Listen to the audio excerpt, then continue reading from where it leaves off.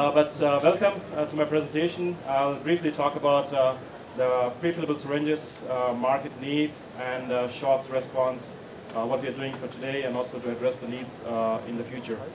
So what I will do is I'll give you briefly the market trends, and then from there I'll take it on to address some specific issues on what we are doing at SCHOTT, with what kind of tools we are using to address these needs on the market. So if you look at the current need of the market, there's a trend where we say for injectable drugs, customers are trying to move away from the traditional vial packaging into something what we call pre-filled containers. A pre-filled container could be a syringe, could be a cartridge, or could be even a double chamber cartridge or a syringe.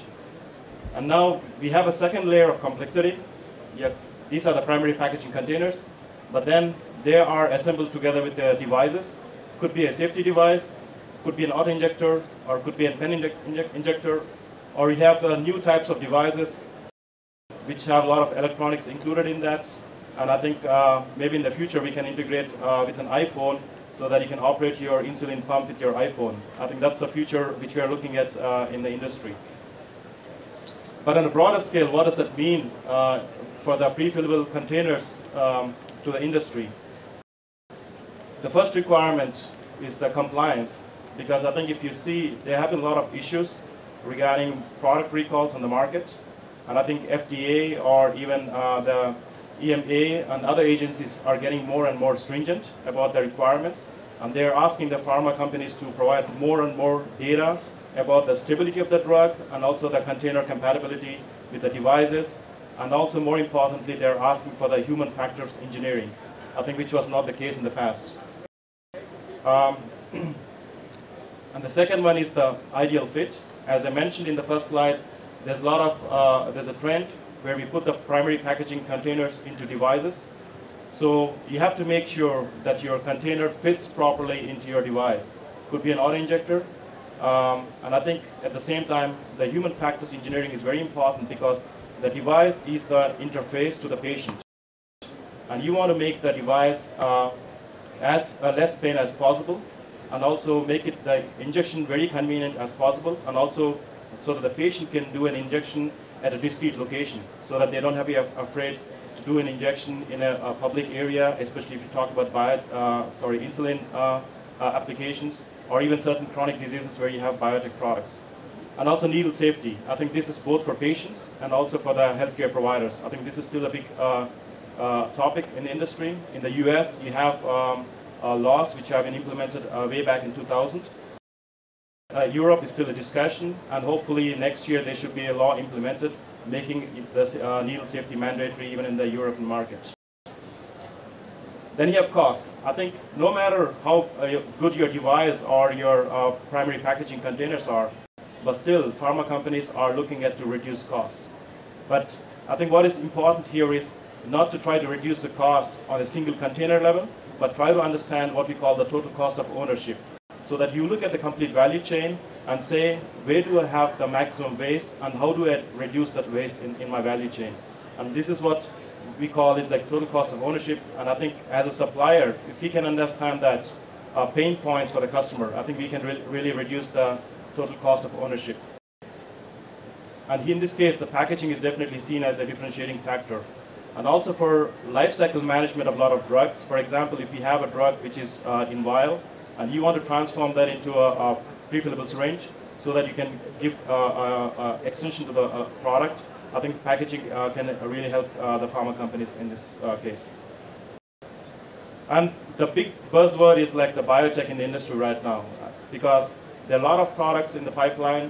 More than 50% of the R&D products in the pipeline are biotech-based drugs. Most of them are highly viscous products, and every protein molecule is different. They have a different requirement. Just to name some of them, it's low particles, especially we're talking about the surfaceable particles in this case. You want to have low tungsten, low silicone, and I think the main aspect here the pharma companies are trying to do is get the drug stable in the primary packaging. And I think that's a key issue they want to address. And after that, they want to look at the other issues like integration with the devices or other articles. Then there have been issues with the glass breakage in the industry, and I think there have been a couple of market recalls in the industry, and I think this has made the industry and also the FDA make them a fresh look at the polymer containers in general. And I think right now polymer syringes are being tested both by the pharma companies alongside with the glass, so that they can make the right choice right from the starting, either the glass or the polymer, the way to go for the future, in fact. So I mean, this is really on a higher level. What are the pharma companies looking at on the framework for the industry? But if you really look at it on a product level, so if you break it down, if you look at a prefillable syringe, there are a lot of components. I mean, you talk about the glass barrel, there are a lot of aspects you have to control on a glass barrel in the manufacturing process, in the filling process. Then you have certain aspects like the siliconization, which is very, very critical for the functionality of the syringe. And the siliconization is known to have interaction with the protein molecules or the drugs. So on one hand, you have to make sure that you have enough silicone to guarantee the functionality of the syringe, but at the same time, you optimize the amount of silicone to avoid the interaction with the drug. Then you have the tungsten oxide. I think there's a lot of literature out in the market right now which shows that there has been protein interactions with tungsten oxide, and which cause aggregation or precipitation. And I think a lot of biotech products, they want to avoid the tungsten issue in their products. Or you have finger flange. I think this is important, especially if you have an autoinjector. I think you want to have a device compatibility which does not break the flange. You know, you could have a syringe with a very varying tolerances, but then you will have an issue with your fit with the device. And then you have one of the most important thing which most of the times overlooked is the needle. I think because this is the piece of the syringe which comes in contact with the patient. And I think it's very important that you have to make sure that your needle is sharp enough. There's very good siliconization, and also the design of the needle plays a very important role. So I think if you just sum it up, it looks very simple product, but I think all the components, they play a very important role. And I think one has to understand all the details of these components to make sure that we provide a right product at the end of the day. So given these challenges in the industry, what are we doing right now at SCHOTT? The first thing is, I told about the glass barrel. It's very important to have a glass barrel with a very, very tight tolerances. So we produce our glass barrels at a process capability more than a CPK value of 1.33. Second thing is we use excellent raw material, which is what we call SCHOTT Fuel-X, which is also produced by SCHOTT, and it's a well-known name of the tubing material in the pharma industry. And then you have to take into consideration the various aspects like the total length of the barrel, the flange shape and the dimensions, the outer diameter, the lower cone. So there are a lot of aspects one has to control, and you have to make sure that your process window is very, very narrow, so that you don't have issues with either in the processing line or with compatibility with the devices. So how do we do that? I mean, we use for a lot of aspects, I'm just giving you a couple of examples, what we call quality by design. I think this is also being pushed more and more in the pharma industry for a lot of aspects, or even with design of experiments. So just to give you an example, what does it mean? Here is an example of a syringe barrel which is not siliconized properly. So you can see, I mean, there's a lot of white spots. So what would happen if you have a syringe in your hand with this kind of siliconization? You will see a phenomenon which is called a stick slip. That means you will have a kind of jerking movement. And you don't want to have that. Especially if you put this kind of syringe in an autoinjector, you cannot really predict what will be your gliding forces. And I think this has an impact for the end user or a patient, I mean, who has to operate the device. Then they will have issues with the device operation. On the other side, you see silicone adequate distribution. So these are the new tools which we use. I mean, are the pictures from a tool called RapID.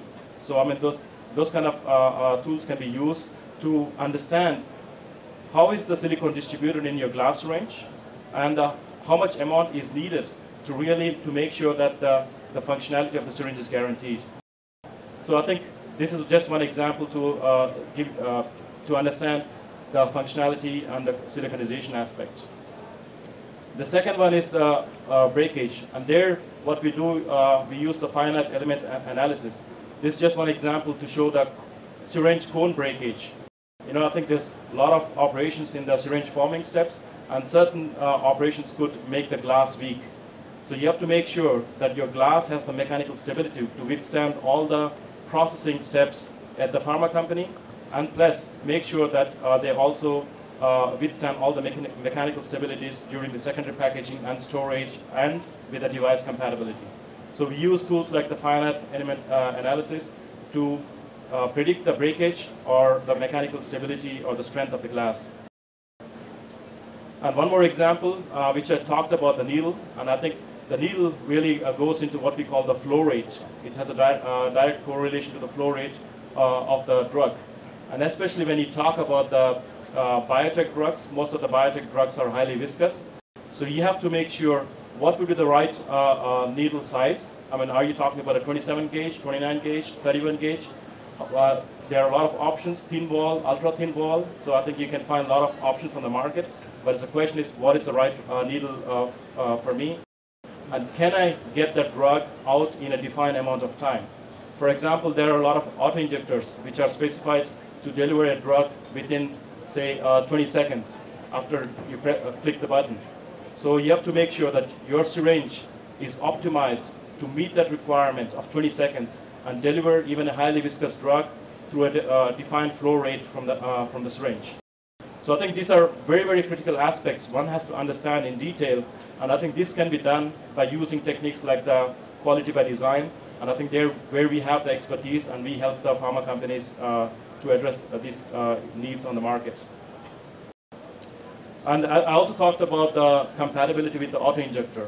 So we have done a lot of work with one of the well-known autoinjector manufacturer in industry. So what we have optimized on our glass syringe is one to make sure that we have a very, very tight dimensional tolerances on the glass barrel to make sure there's no device incompatibility between the device and the syringe. Because if you have a loose fit of the glass barrel in the device, either you will have a breakage or you will have certain malfunctions of the device. Then also we have increased the strength of the flange by optimizing the flange design. Because I think this was one of the market recalls where the flange broke in the autoinjector. I think basically making the device not anymore usable.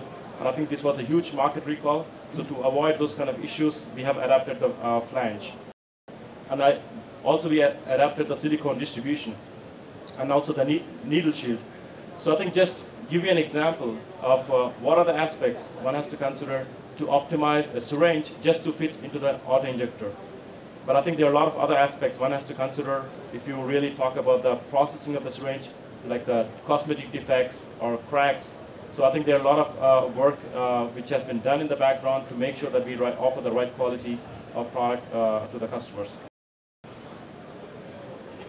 And most of the issues I have shown you on the my slide when I talked about the issues with the prefillable syringes, they can be solved with a product what we call SCHOTT Ingentle.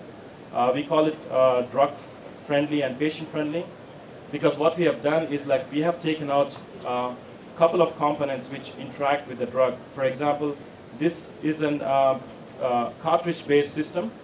So that means you will not have tungsten. I mean, that's a huge advantage when you talk about biotech drugs. So you don't have to look for stability studies and understand the interaction between the tungsten and the biotech drug.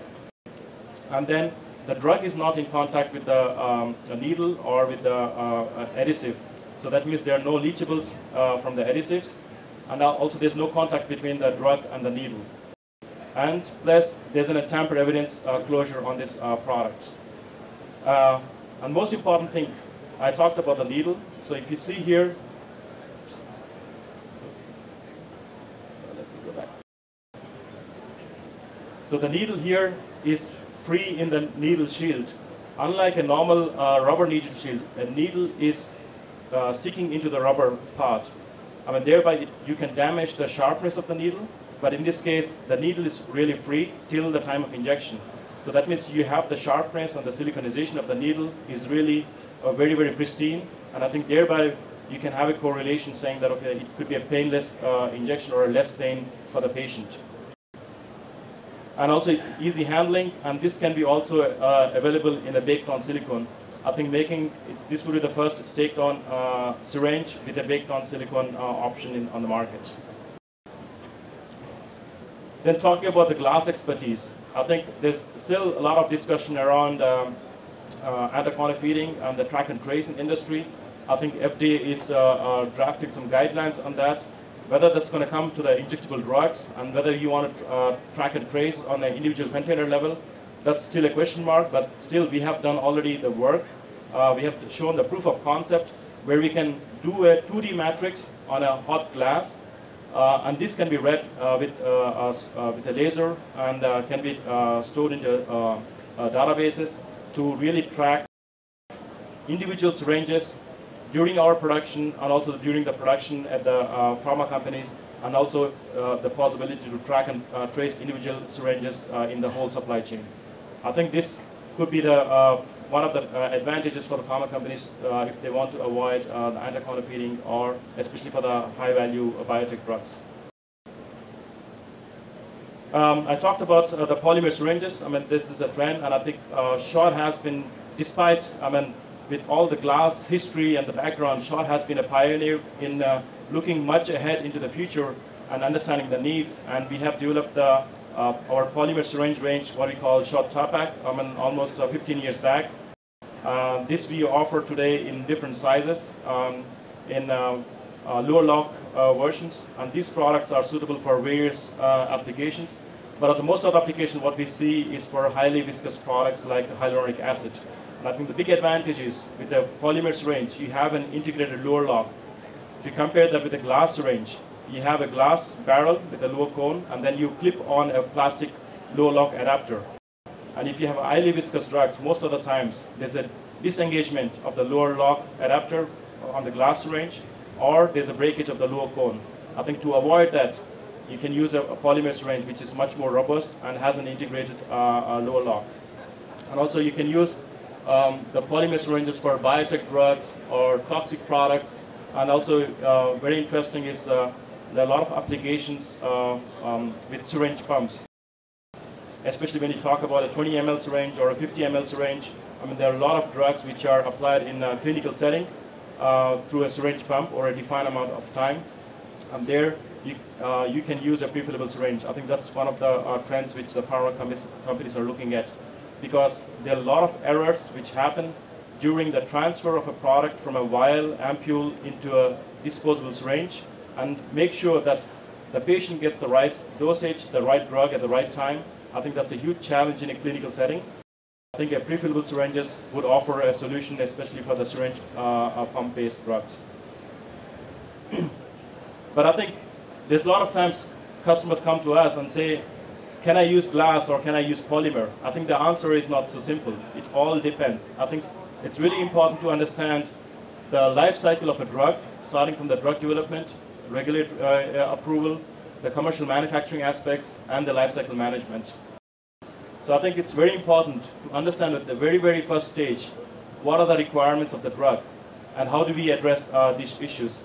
For example, the first and the utmost important aspect of a primary packaging is the drug stability. So I think that already answers a lot of questions. If you say a drug is highly oxygen sensitive, then you would say maybe polymer would not be the right solution. Glass has a much better barrier properties compared to polymer. So I think that's one aspect.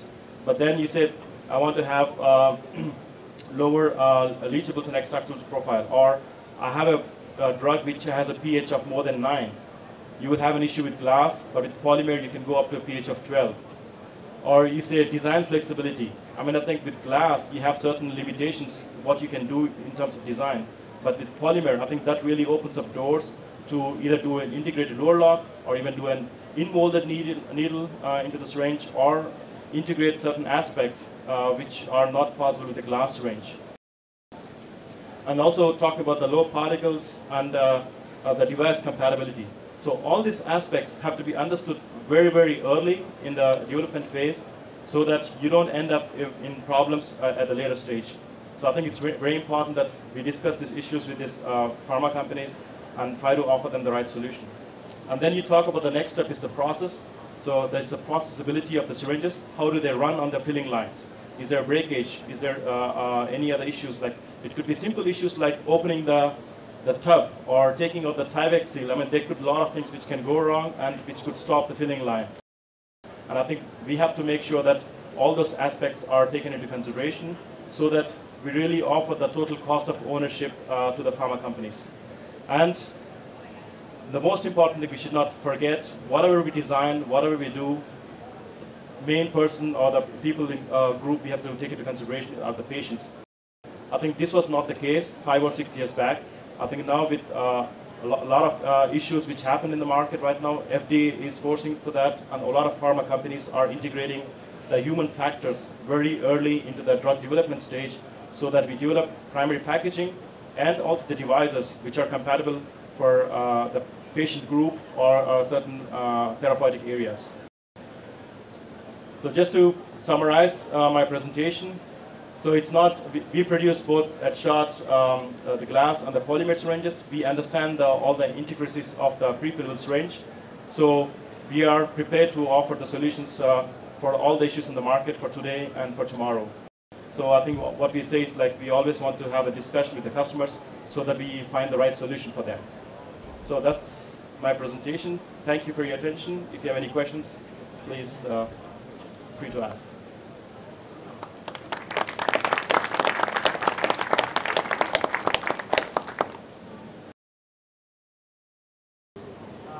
You mentioned the adhesive leachables.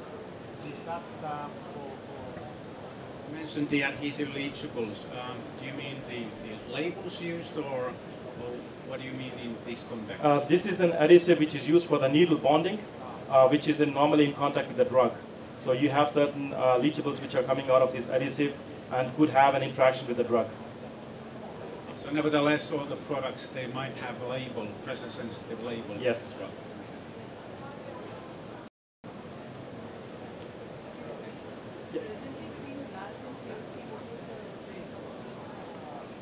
Between glass PFS and COC PFS, like how is the... Well, glass is still the dominant market. I cannot give you any numbers here, but I think glass is still the dominant, and the polymer right now, whether COC or COP, is a very niche market.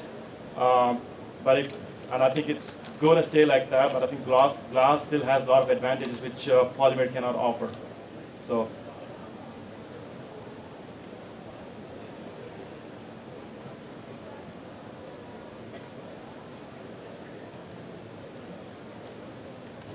Thank you.